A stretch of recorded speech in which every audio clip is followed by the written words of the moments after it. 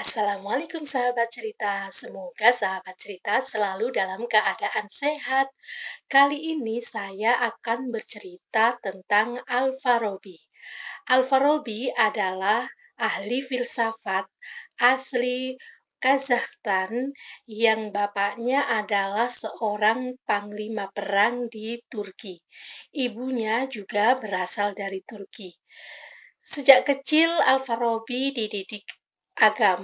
dibekali agama oleh orang tuanya. Namun setelah remaja, Al-Farabi pindah ke Baghdad untuk menimba ilmu lainnya.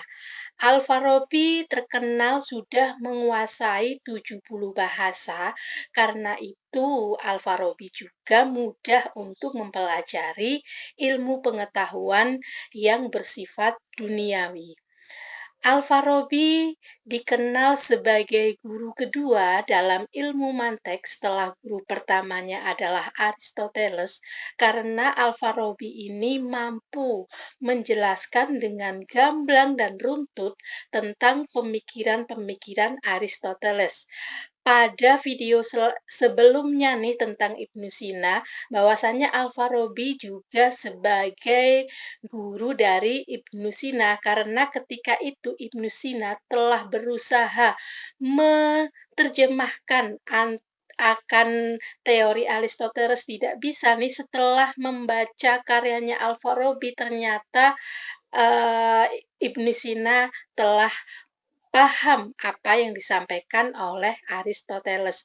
Selain Ibnu Sina, Al-Farabi juga mempunyai murid Ibnu Rus dalam hal kedokteran.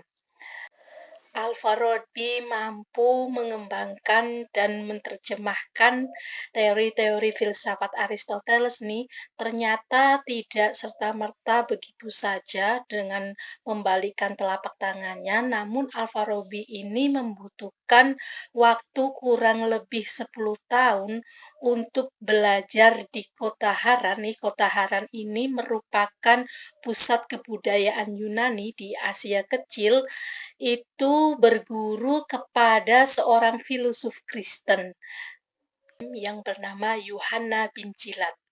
Selain ahli filsafat, Al-Farabi juga terkenal dengan ahli musik. Sejak kecil dia suka sekali pada musik. Bahkan dia sampai menciptakan alat musik berupa rebab. Dia belajar not balok dari gurunya. Sehingga kalau dikatakan nih, bahwa Al-Farabi belajar musik ketika itu sebelum tahun 950 Masehi sudah belajar not balok. Namun kalau kita buka sejarah nih, penemu not balok adalah seorang bernama Guido, yang tahunnya di atas dari 950 Masehi, dan mana yang benar, mungkin itu bisa diklarifikasi. Silahkan para sahabat cerita semua mau mengikuti yang mana. Jadi di sini Al-Farabi baginya musik adalah bisa menenangkan jiwanya dan bisa mengobati penyakit psikomatis. Selain musik, Al-Farabi juga di sini berperan dalam hal politik.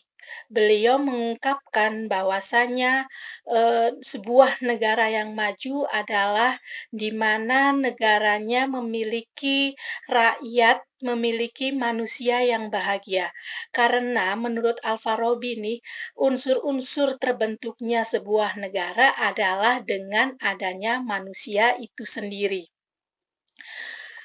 Manusia bahagia itu ditentukan oleh pemimpin dari negara itu sendiri. Al-Farabi pun di sini mengklasifikasikan tentang berbagai macam negara menurut pemikirannya.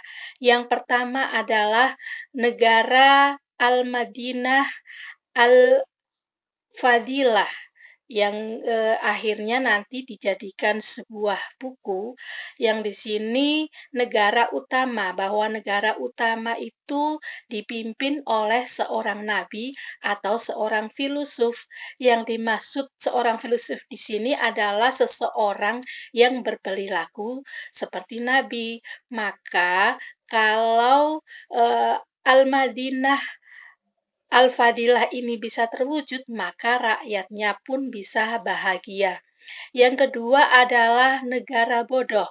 Negara bodoh ini adalah negara yang didiami oleh rakyat yang sudah bahagia, namun ternyata eh, tidak disertai oleh jiwa keimanan.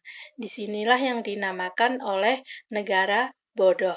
Yang ketiga adalah negara fasik, di mana di dalamnya nih orang-orang sudah merasa bahagia, namun ternyata itu cuma di awal, yang berakhir awalnya bahagia, kemudian menjadi sebuah negara yang rusak.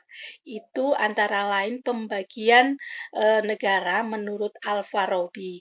Sehingga disinilah peran Al-Farabi dalam politik. Beliau mendefinisikan negara dan pemimpin yang menentukan bahwasanya pemimpin yang baik itu menentukan kebahagiaan sebuah negara.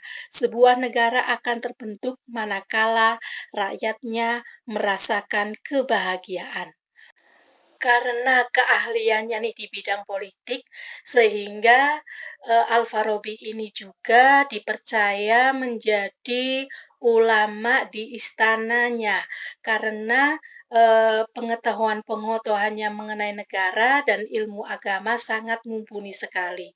Namun nih, dalam kesehariannya, meskipun Al-Farabi tinggal di istana nih, Al-Farabi bersikap sederhana, dia tidak mengumbar-ngumbar apa yang telah dimilikinya. Sang raja dari istana nih memberi tunjangan yang sangat mewah kepada Al-Farabi, namun Al-Farabi hanya menikmati sebagian kecil saja. Al-Farabi hanya menyukupi dirinya kebutuhan sehari-hari, kebutuhan pokok. Setelah selebihnya nih, Al-Farabi selalu menyumbangkan tunjangannya ke fakir miskin di daerah Damaskus dan di sekitarnya. Itu Al-Farabi tidak suka pada hal-hal duniawi, dia memanfaatkan sisa waktunya ketika tugasnya sudah selesai, dia memanfaatkan untuk selalu menuntut ilmu. Itu selain dari politik, dari kezuhudannya pun Al-Farabi bisa dijadikan sebuah contoh. Mungkin itu cerita kali ini. Ingat, yang belum subscribe silakan subscribe, yang sudah subscribe silakan like agar video ini terus berkembang. Tulis di kolom komentar request sahabat cerita yang ingin saya ceritakan. Wassalamualaikum.